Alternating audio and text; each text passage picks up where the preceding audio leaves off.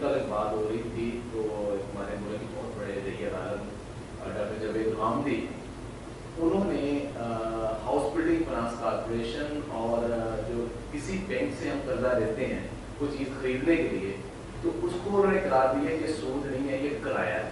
तो house building finance corporation से जो हम पैसे लेके घर बनाते हैं या खरीदते हैं वो सूद नहीं, वो किराया है।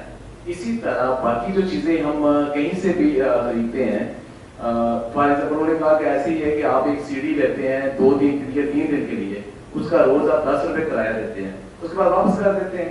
लेकिन अगर आप दुकानदार से तय कर देते हैं कि आप 1 हफ्ता इसका किराया दे के आप रख लें तो ये आपकी हो जाएगी।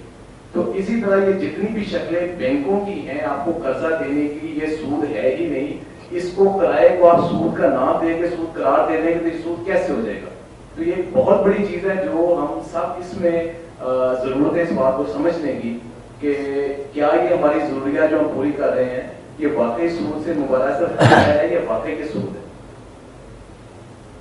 माशाअल्लाह, पहले तो बात आपने जो सुन्नी और शिया की ना, इस वक्त सबसे बड़ी ज़रूरत यही है कि मुसलमान इस बारे में अपने ज़हन खुले करें, एक दूसरे को भाई समझें।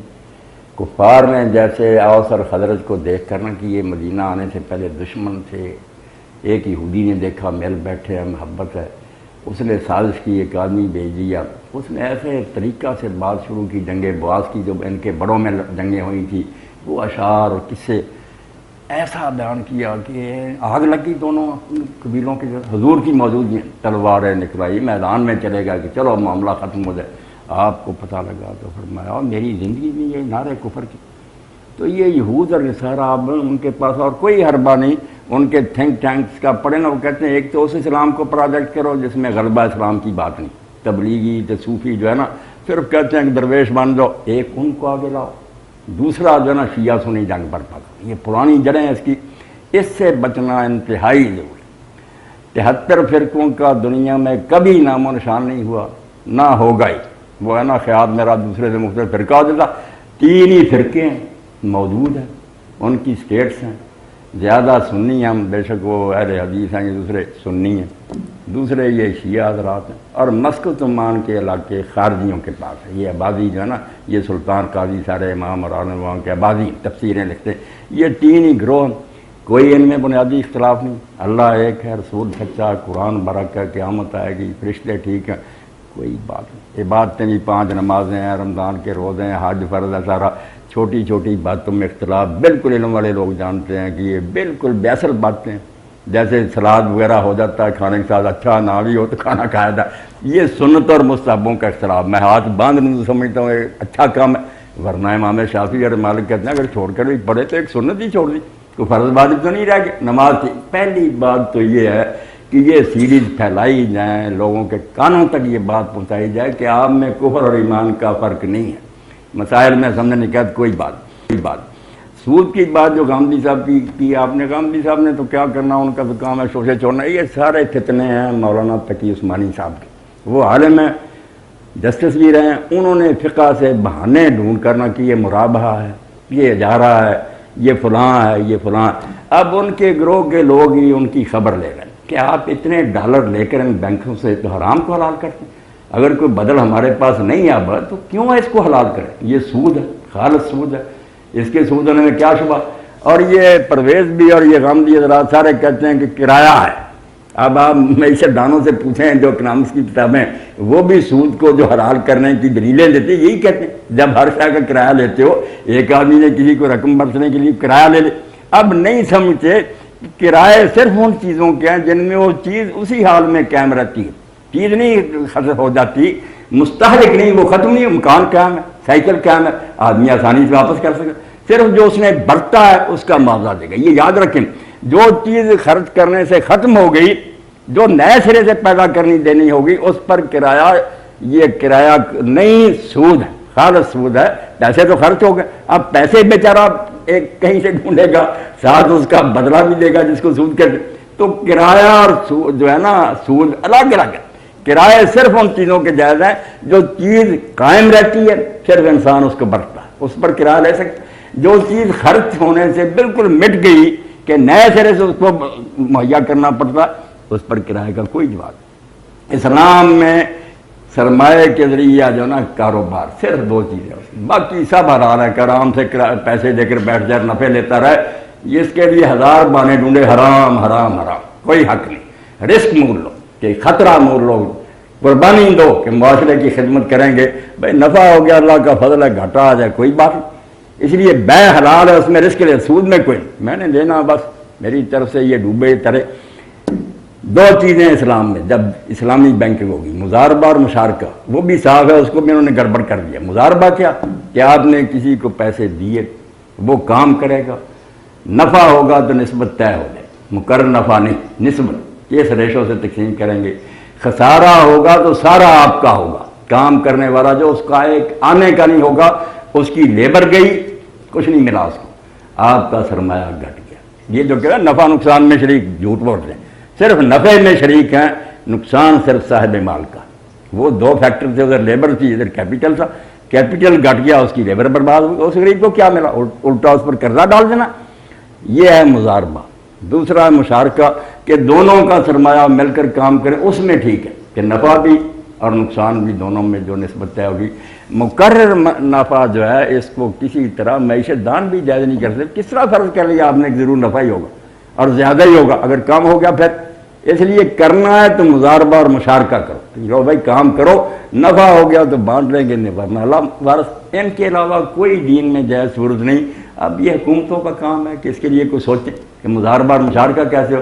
یہ جو چل رہا ہے نا، یہ نہ مضاربہ ہے، نہ مشارکہ، نہ مرابہ، اس پر بڑی اعلیٰ کتابیں جو معیشت کے عالم تھے انہوں نے لکھ دی ہیں، جو دین کو بھی جانتے کہ سب فراد ہے، نہ یہ کرایہ کچھ بھی نہیں، دھوکہ دیتے۔ جی ایک دفعہ دوست رات بیٹھے ہوئے تھے تو ان کے درمیان بحث چل رہی کہ ایک بندہ ہے، اس کی اگر زمین ہے 5 کلے ہیں، اس طرح کچھ بھی زمین، تو وہ کرائے پہ دیتا ہے، اس کا ٹھیکہ وغیرہ لیتا ہے، ٹھیک ہے۔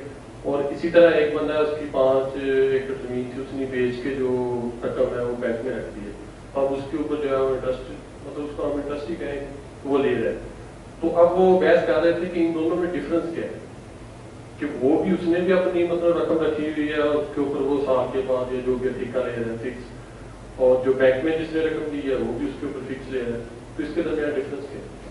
نہیں، یہ تو میں نے عرض کیا نا کہ زمین جو ہے نا، اس پر اجارہ یہ ٹھیکہ تو کہ زمین اسی حال میں قائم رہتی، تھوڑا بہت برتنے سے اگر اس کی صلاحیت میں کمی آئی اس کا بدلہ لے لیا۔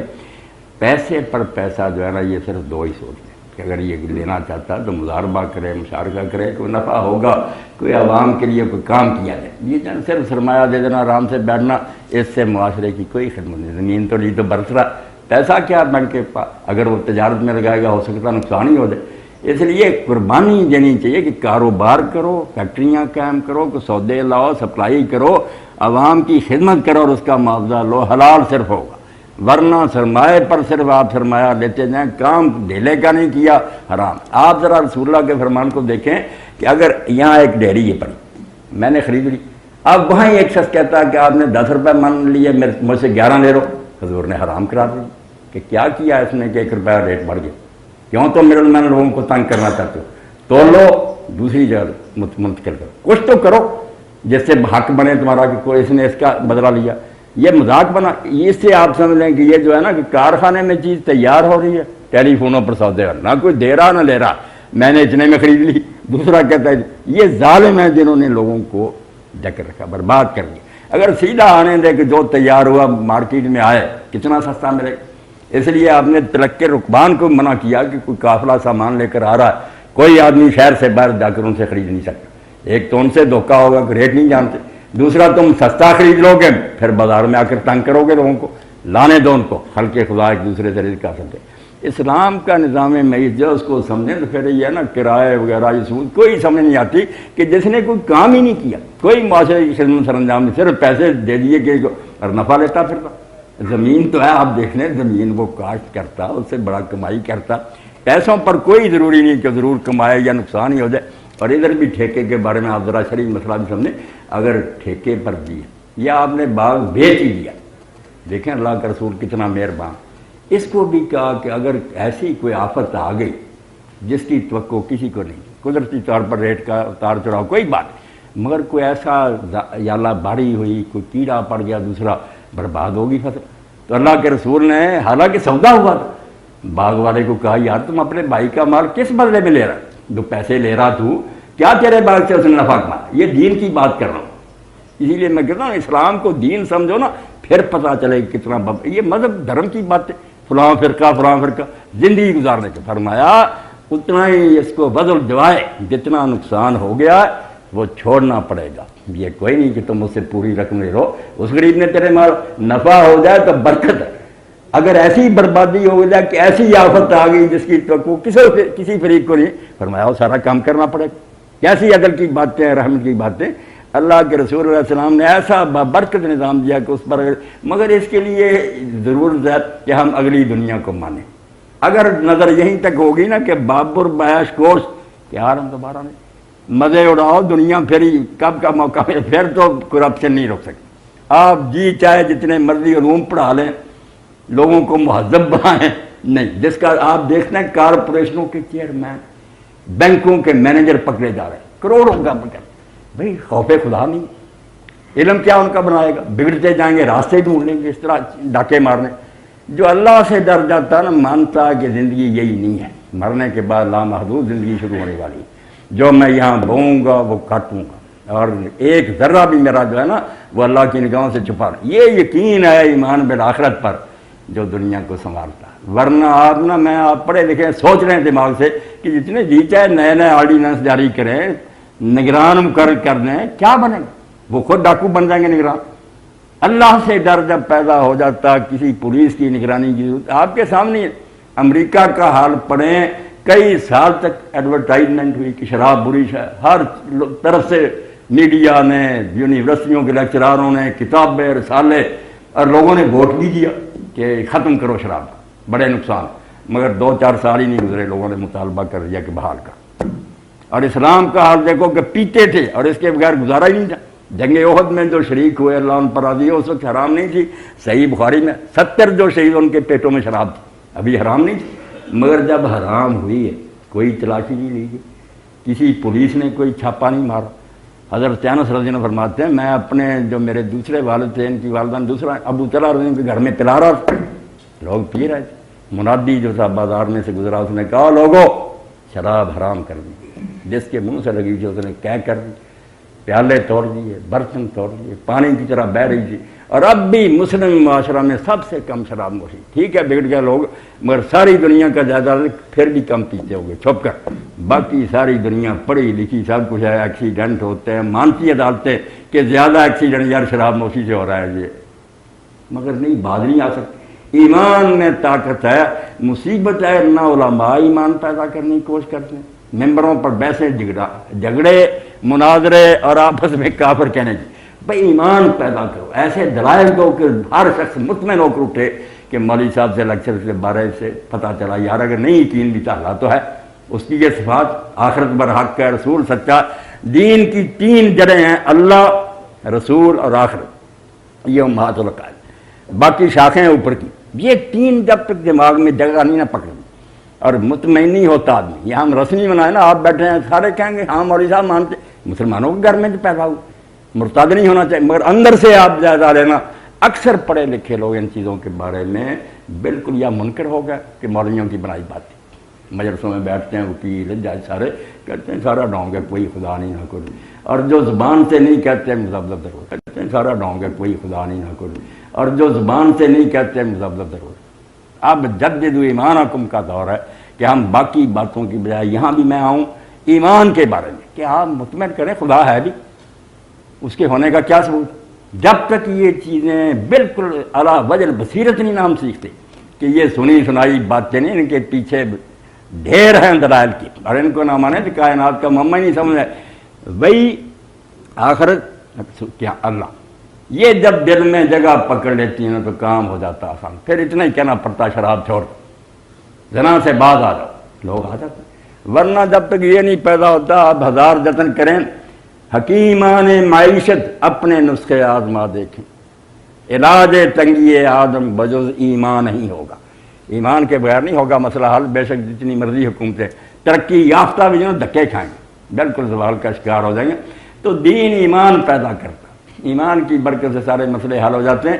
اس لیے یہ سوال جو ہے نا کرائے فلاں سارے جس نے اپنی کمائی حلال کی وہ بھی پیٹ کاٹ کر غریبوں کو دینی ہے، وہ سود کا کیسے سوچیں؟ اس لیے آپ سورہ بقرہ کا آخر دیکھ لیں، ربا اور انفاق فی سبیل اللہ اپوزٹ کے طور پر آئے کہ اللہ کی راہ میں خرچ کرنا اور سود، یہ دو ذہنیتیں ایک دماغ میں جمع ہی نہیں ہوتی۔ سود ہے کہ لوگوں کا بھی چھین لو، ان کا خون نچوڑو، انفاق ہے کہ جو آپ میں زیادہ آ گیا وہ بوتلیں دوسروں کو دیں۔ یہ تو اپنا دیتا، اس لیے یہ کیوں سود سوچے گا اور نفع سوچے گا؟ یہ تو کوشش کرے گا کہ لوٹاتا رہو۔ اب کیسے تھے خدا کے نیک بندے، میں صرف ایک حوالہ دے دوں، ایمان تازہ کرنا جو سوال بے شک تھوڑے ایمان لے کے اٹھے کہ واقعی دل جو ہے نا باغ ہو جائے کہ اسلام جو قائد دیتا ہے اس کے بغیر زندگی سمجھ نہیں سکتی۔ عبداللہ ابن مبارک اسلامی شخصیات میں سے میرے بھائیوں بزرگوں بہت عظیم آدمی، ایسا آدمی شاید ہی کوئی پیدا ہوا ہو۔ حضرت سفیان ثوری کہتے ہیں ہم نے بڑی کوشش کی کہ ایک سال عبداللہ کی طرح گزارے، نہیں گزار سکتے۔ سال کو 4 حصوں میں تقسیم کیا، 4 بڑی نیکیاں، 3 مہینے تجارت، خود حلال رزق کماتے تھے، قافلے لے جاتے تھے، 3 مہینے گھر پر بیٹھ کر دور دور سے طالب علم آتے، ان کو اپنے پلے سے خرچ دیتے اور دین سکھاتے، 3 مہینے جہاد فی سبیل اللہ کے لیے چل تلوار پکڑ کر مسلمانوں کے لشکروں میں شامل ہو گئے، اور 3 مہینے حج اور عمرہ کی۔ اب دیکھ لیں کوئی نیکی باقی رہ گئی اعلیٰ سے اعلیٰ۔ تو پڑوسی تھا غیر مسلم تھا، وہ غریب ہو گیا، اس نے مکان بیچنا شروع کیا۔ گاہک جب آئے تو انہوں نے کہا بھائی کتنا ہے تیرے مکان کا بھاؤ؟ اس نے کہا 2000 درہم۔ انہوں نے کہا جس سے جی چاہے فیصلہ کرا رہا یار 1000 درہم کا۔ اب کافر نے کہا کہ میں خود مانتا ہوں میرا مکان 1000 کا۔ تو انہوں نے کہا 2000 کیوں مانگ رہا؟ کہا جس آدمی کا پڑوس چھوڑ کر جا رہا ہوں نا عبداللہ بن مبارک کا، ایسا پڑوسی نہیں ملے گا۔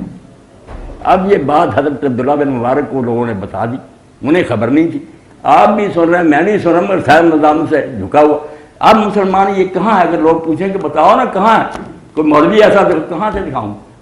مسلمانوں در گور مسلمانی در کتاب، اسلام کتابوں میں رہ گیا، مسلمان قبروں میں چلے گئے، نمونہ نہیں ہم دکھا سکتے۔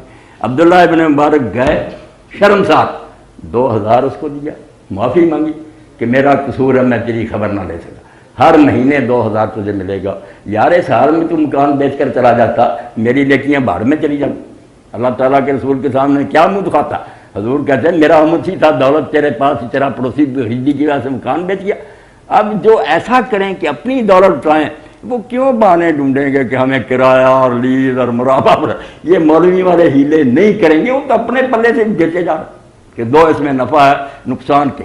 اور اگر آپ اس کو ہی نفع سمجھے دنیا میں سود ملے، پھر بھول جائے نہ کوئی خدا ہے نہ قیامت جنت ہو جائے۔ اس دنیا کو سامنے رکھ کر سوچیں گے تو کوئی بات بھی سمجھ نہیں، اسلام کا کون سا پرزہ پھر فٹ ہوگا؟ اگر اگلی دنیا سامنے ہوگی ہر شے سمجھ آئی کہ یہ پاگل پن نہیں ہے۔ اب دیکھیں نا قید ہو گیا، بالکل لوگ بھوکے مرنے شروع، آمر مادہ کرتا، خاک اڑنے لگی۔ حضرت سیدنا عمر بن خطاب رضی اللہ عنہ اتنے نیک، جنت کی بشارتیں، رات کو مسلح پر کھڑے ہوتے، آرام نہ کرتے، روتے رہتے کہ اللہ اگر میرے کسی قصور کی وجہ سے امت پکڑی گئی معاف فرما۔ تو حضرت سیدنا عثمان غنی رضی اللہ عنہ کو اللہ نے دولت دی تھی۔ اب انہوں نے شام سے اونٹوں کی قطار منگوائی، اونٹ لدے ہوئے گلے کے وہاں سے منگوائی۔ لوگ گئے، انہوں نے کہا عثمان آپ 1 روپیہ نفع لے لیں، انہوں نے کہا زیادہ ملتا، کسی نے کہا 2 لے لیں، کہ نہیں۔ آخر لوگ بے بس ہو گئے کہ ہماری قوت خرید تو جواب دے گی، پتہ نہیں حضرت عثمان کو کون سا آدمی اتنا نفع دے۔ اب حیران ہوں گے آپ، ایمان کیا اس کے ثمرات اور پھل۔ صبح ہی منادی نے مدینہ کی گلیوں میں آواز دے دی کہ جس شخص کو جتنی ضرورت ہے وہ عثمان رضی اللہ عنہ کے دروازہ سے اپنی ضرورت کے مطابق مفت لے جائے۔ اب لوگوں نے پوچھا آپ تو کہتے جتنا نفع ملتا، یار آپ نے فرمایا قرآن نہیں کہتا کہ اللہ کے راستے میں 1 دانہ دو گے 700 گنا بلکہ سے کون دے سکتا تھا؟ میں اللہ کے نفع کی بات کر رہا ہوں۔ اس لیے میرے عزیزوں بزرگوں بھائیوں، جب تک ایمان سمجھ میں نہیں نہ آئے گا یہ اسلام کے بارے میں سوال حل نہیں ہوگا۔ دنیاوی دماغ لے کر آپ پوچھیں میں کیا سمجھا سکوں کہ سود میں کیا نقصان، نفع ہی نفع کہ آرام سے بیٹھے لے رہے ہیں۔ انفاق اور زکوٰۃ کیا سمجھاؤں گا کہ اپنا بھی آپ لٹا رہے ہیں۔ یہ اگلی دنیا مانیں گے کہ اللہ ہے وہاں جانا، اور یہ آزمائش کا دور ہے، یہاں اگر ہم یہ کوڑیاں دے دیں گے تو وہاں موتی ملیں گے، یہاں فانی چیزیں قربان کر دیں گے وہاں جنت کی ابدی سلطنت ملے گی، مسئلہ حل ہو جائے گا۔ جی فرمائیں۔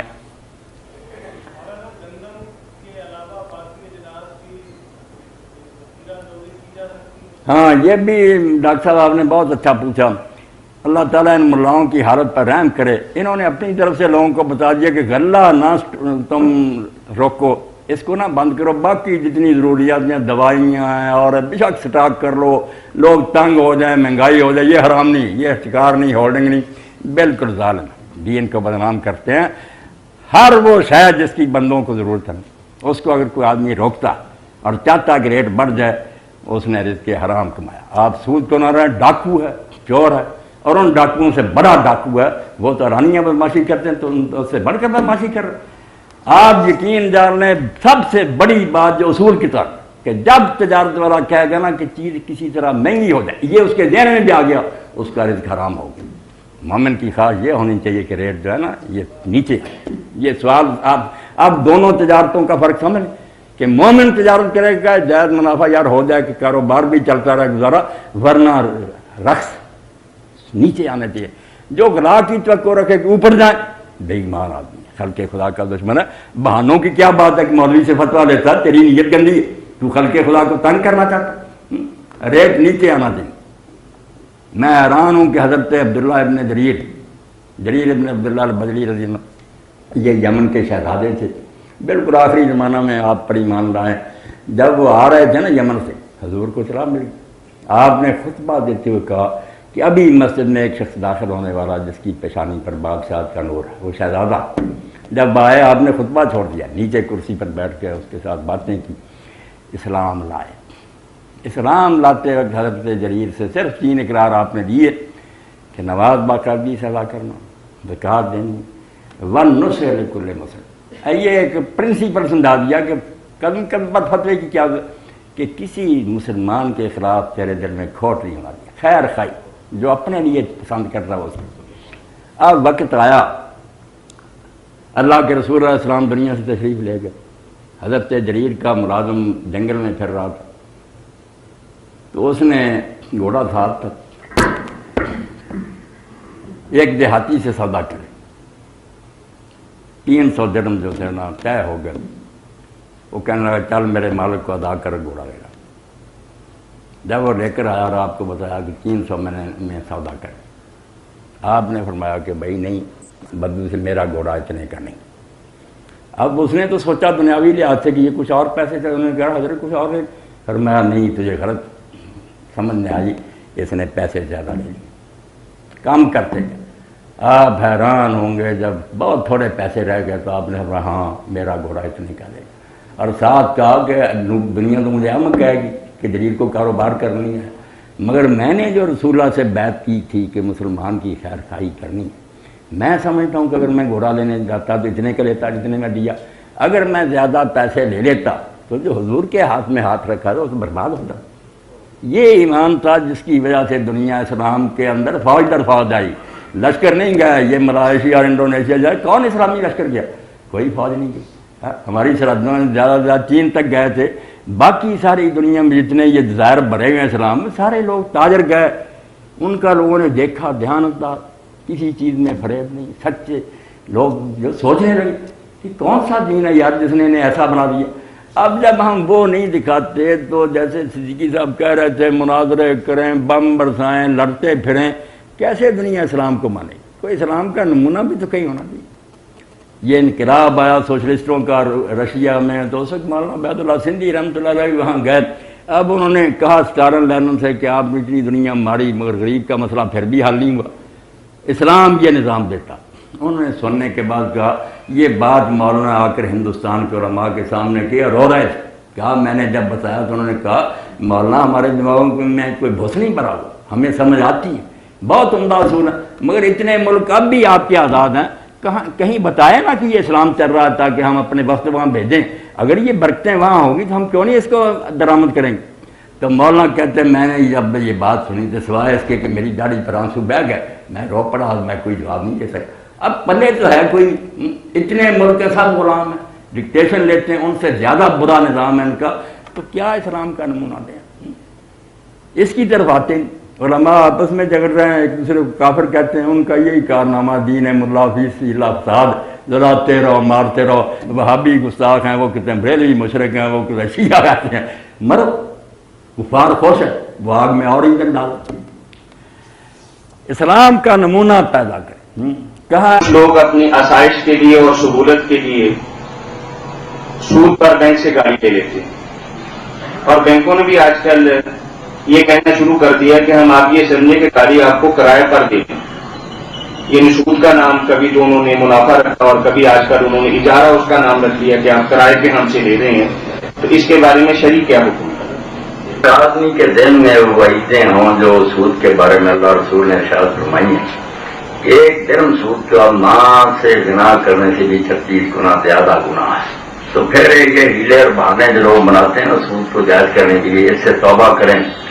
کسی شکل میں بھی اگر نام بدل کر یا اس کو کوئی دوسری شکل دے کر سود کو جائز کرنا چاہتے ہیں نا، تو اس کا کوئی نہیں جواز دین میں۔ اور پھر آسائش کے لیے ایسا کوئی آدمی جو مر رہا اس کا کوئی گزارا نہیں ہوتا، وہ مجبوری کی وجہ سے قرض لے لے گا، اس پر سود بیچارہ ادا کرے، تو شاید اضطرار کی صورت میں کہ جیسے مردار ہو جاتا ہے حلال، اس کے لیے اللہ معافی کا کوئی سامان کر دے۔ باقی اچھے بڑے امیر لوگ خواہ گاڑیاں خریدتے جاتے ہیں اور عیاشی کے سامان، تو یہ کوئی نہ مجبوری ہے نہ ضرورت ہے، ضرورت میں تو ان کی پہلے پوری ہو رہی۔ سود جیسی لعنت میں بالکل مبتلا نہ، اس کا گناہ بہت بڑا۔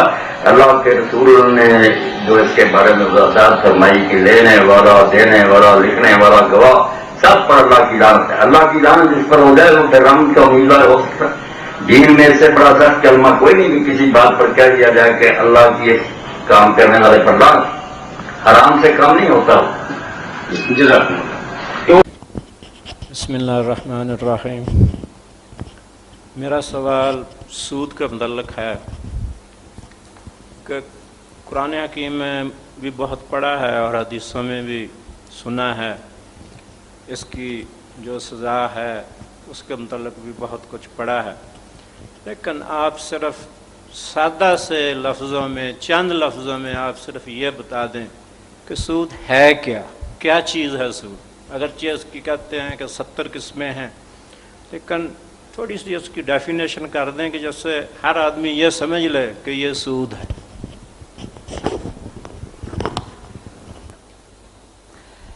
بہت اچھا سوال کیا کہ اللہ تعالیٰ نے جتنی سخت وعید سود کے بارے میں بیان فرمائی، شاید ہی کسی جرم کے بارے میں بیان فرمائی کہ اللہ رسول سے جنگ کا، اور وہ جرم جن کے بارے میں کہا کہ کلمہ گو بھی یہ کریں گے تو ہمیشہ دوزخ میں رہیں گے، ان میں سے ایک قتل ناحق ہے، اور ایک یہ بات ہے سود کی بہت بڑا جرم ہے، اور اللہ کے رسول نے لکھنے والے، گواہ، لینے دینے سب پر لعنت کی۔ اور جیسے میرے بھائی نے کہا فرمایا 36 اس میں گناہ ہیں، جن میں سے کم از کم یہ ہے کہ وہ اپنی حقیقی ماں سے زنا کرے، توبہ، ایک جرم، اس سے بڑا کوئی گناہ نہیں بیان ہوا۔ مگر اس کی تعریف جیسے کہ کہا نا لوگوں نے اس کو بھی جھگڑے کی بات بنا دیا کہ سود کیا نہیں، کچھ کہتے ہیں یہ بینکوں کا سود وغیرہ، یہ کاروباری جو ہے یہ سود کوئی نہیں، جو غریبوں سے لوگ لیتے تھے وہ سود ہے، یہ کوئی نہیں، اس میں بالکل جھوٹ بول رہے۔ آپ سادہ سی بات اپنے ذہن میں بٹھا لیں کہ جس سودے سے مقصد صرف تمویل ہے، مال سے مال ہی حاصل کرنا، پیسے سے پیسہ، وہ سب سود ہے، حرام، وہ نہیں اسلام میں جائز۔ جس میں کہ آپ پیسے کے ذریعے کوئی معاشرے کی خدمت انجام دیں، کوئی فیکٹری قائم کریں، کوئی چیز باہر سے منگا کر لوگوں کو سپلائی کریں، کوئی چیز بنا کر لوگوں کو دیں، اس کے عوض کوئی نفع لے نا، وہ ربا نہیں، وہ ربا نفع ہے۔ اور جو صرف پیسہ ہی لینا چاہتے ہیں آپ، جیسے بیعینہ کی مثال حضور کے زمانے میں سمجھیں کہ میں صرف پیسے ہی لینا چاہتا ہوں، مگر بہانہ مراتا ہوں کہ یار میں نے یہ چیز آپ کے ہاتھ بیچ دی، اس نے لے لی، بعد میں کہتا ہوں 800 کی بیچی، پھر میں